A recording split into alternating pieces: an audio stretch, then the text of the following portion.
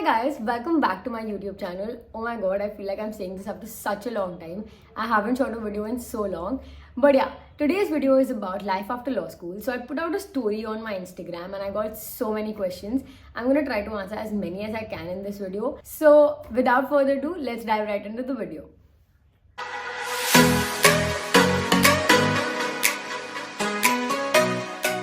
So the one question that I got the most was, where am I working? What am I doing? Am I a litigation lawyer or a corporate lawyer? So I am a corporate lawyer. I do transactional work and I work at a firm. I am not currently doing litigation. What is moving into a new city like? So I am living in Delhi, and moving into a new city was very intimidating, but because I had 5 years of my law school in and around Delhi, it was a little easier for me. I was a little familiar with Delhi, so that was okay. But obviously living a completely different life than your home city is very different, and it took me a while to get used to it. The comfort of being at home is much better than living here, but it teaches you a lot and it helps you grow as a person. So to all the people who are watching this video who are not yet law students and are looking to become lawyers, this small piece of information is for you. So I recently came across a platform called iQuanta and I was genuinely impressed with their services. CLAT is extremely competitive. In my times, we had only one exam every year, so that made it a whole lot difficult. Now I feel that you guys still have 2 attempts to give, but still you need to make sure that you have aced it, right? So iQuanta has like a variety of services. They have like small WhatsApp communities where the mentors and the teachers are also a part of the group, and if you have any doubts, you can just put it on the group and they resolve it within 15 to 30 minutes. That's like crazy.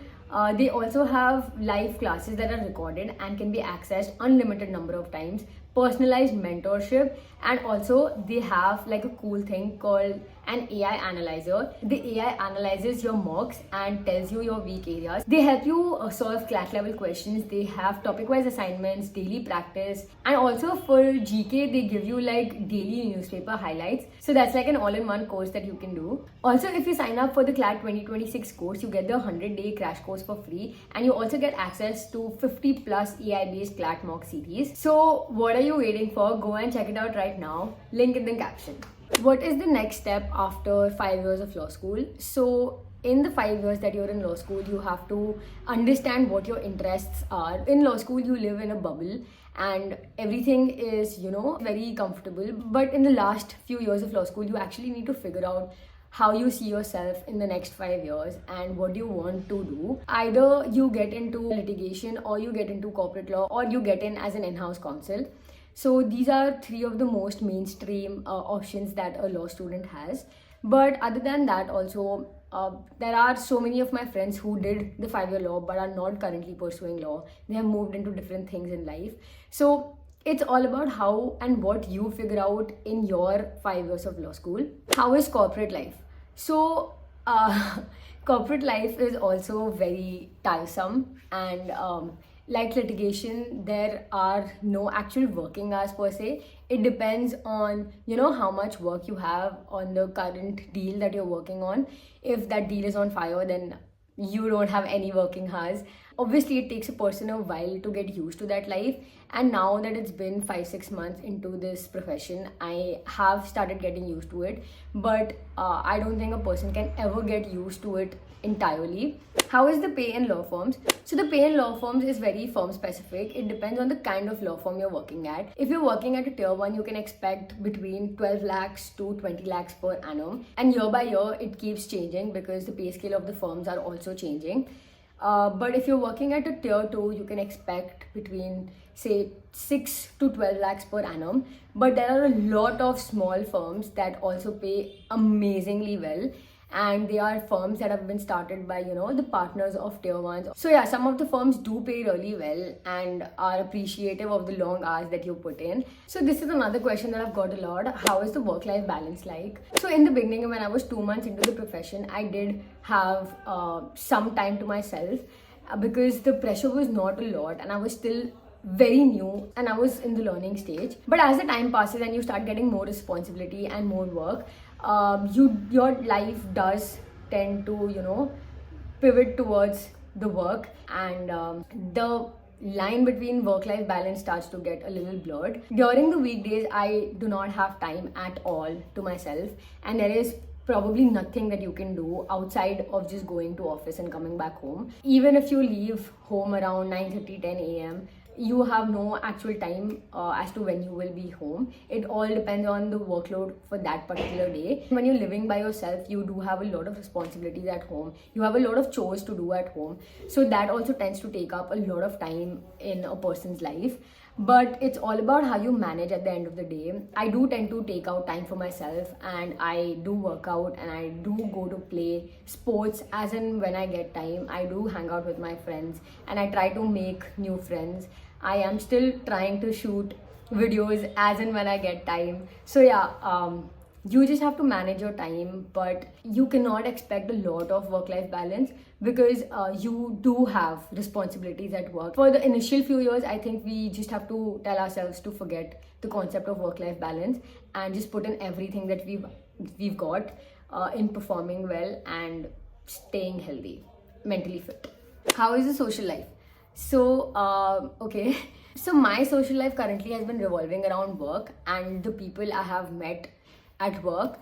After a point when you start working, your social life also completely takes a 180. So the people that I now hang out with are mostly lawyers and my lawyer friends. It's really important that you get along with your co-workers and you make really good friends with them, and then slowly you start making friends with their friends and you start meeting new people. So that's how your social circle increases, and the little time that I get to go out with my college friends, I do end up meeting their lawyer friends because most of my friends in Delhi are lawyers. So if I have to answer in a broader sense, we have work from Monday to Friday, and then the little time we get on Saturday and Sunday is something that I try to give to myself, because from Monday to Friday you're so tired and that you just want to be at home, stay at home and give yourself some time to recover for the next Monday. And some of the weekends I have working, so the weekends go in that, and the little time that I get, I try to hang out with the friends that I already have, so that I'm still enjoying, but I'm comfortable as well. How stressful is your law firm job? So I think that any job that you go to tends to get very stressful. It's just like when you're moving into law school from high school, there's that shift that you're not expecting or ready for. It's that change you're not anticipating, and it's the same when you're moving into a job. There were a lot of things that were very, very new to me, and obviously it takes a person a minute to understand what is going on. And also the field that I'm working in is not a core subject in law school, so it did take me a while to understand what I'm into. In the beginning, it's going to be very stressful because you're not used to putting in 10 hours a day, maybe more, sitting on your desk and working on something that you're not very familiar with, and to perform well and to know that what you're doing is the correct thing is very stressful. And the fact that you're no longer an intern and the work that you actually put in as an associate can be held against. So as an intern, obviously we're treated that we don't know everything, but as an associate you're expected to know everything and you can't make mistakes, obviously. As an intern, even if you made a mistake, there were 2-3 people above you that could check your work and tell you where you went wrong. Even as an A0 associate, obviously I do have those seniors that will guide me. That tag of an associate does tend to take away that leeway of making sure that the work that you're doing is completely and absolutely correct. How to get a PPO? So there are 2 ways to get a PPO. First is by internships and second is through law school placements. So a lot of law schools have placements in the 5th year of law school, and different firms come in to hire. And if you get selected in that round of placement, then you have a job in your 5th year. So that is also counted as a PPO. And the other thing is when you secure a job through your internships. So when you do an internship and you like the work and the people over there like you get a callback, and if you convert that callback, you can get a PPO. So if you are looking to get a PPO, then make sure that you are interning at a place that you want to work at, and it is that practice area that you are interested in. And I think that one should start figuring out where they want to work and the practice area that they want to work in by the middle of 3rd year at least, so that the internships that you do in your 4th year are specific and focused to that area and that firm. How does it feel to graduate in law school? You're a student. What happens after that? So graduation hits different. Like I said, we were in a bubble in law school, especially Jindal. It's such a safe space, and everything is inside campus, so there isn't a lot of need to go out. So you're just in like a mini city.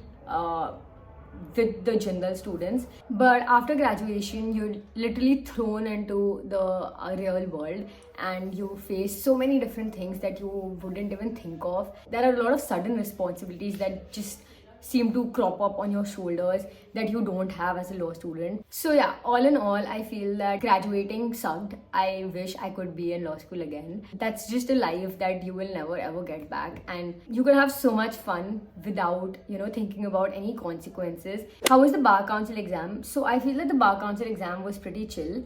I had my exam on Sunday, and on Thursday I got to know that I have a lot of work and I do have to go to a client's office on Saturday, and that would take up my entire day.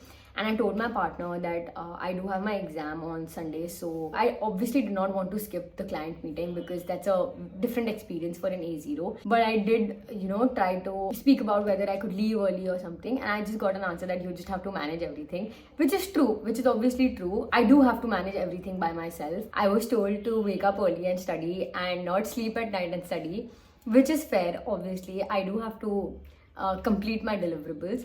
So I did not get time to study for my bar council exam. I remember reaching home at 6:30 p.m. on Saturday after the client meeting. I studied for like 4.5-5 hours. I studied as much as I could, and then I went for my exam the next morning. And it was honestly pretty chill because everything is right out of the barracks, and if you have any knowledge of what was happening in law school, then I don't think that is a big deal, that it's going to be very difficult for you. You just need to know how to navigate through the barracks and have presence of mind. The questions will be pretty simple to you if you have both of them. So yeah. In your first year, did you do any internships? Suggestions for first year law students, please. So in my first year, I did an NGO internship. So I remember that when we just joined law school, we'd gotten like a manual or something that said what kind of internships we should do every year. And it was suggested that we do an NGO internship in the first year. I would suggest a first year to work at either a very small firm or with an advocate to understand the nitty-gritties of the law, what happens, and to understand the basics, to go to a place that will explain and teach you and understand that you don't know a lot of what is law about. So yeah, that was about it for this video. If you guys have any other questions, or if I've missed out on answering any questions, then put it down in the comments. I'd love to answer them. So I'll see you guys in the next one. Okay, bye.